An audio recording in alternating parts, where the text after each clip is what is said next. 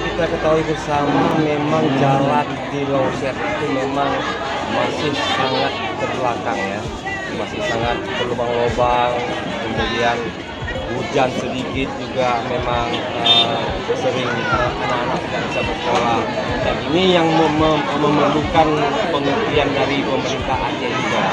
Jangan hanya seperti sekarang ini mereka hanya menyalurkan dananya 1 miliar untuk ruas jalan 60 km. Bayangkanlah 60 km mereka hanya menyalurkan 1 miliar rupiah saja. Tidak seperti itu harus tuntas. Dan kami meminta kepada pemerintah Aceh itu agar segera dituntaskan. Tidak pun tahun ini, tahun 2022 itu agar segera diselesaikan.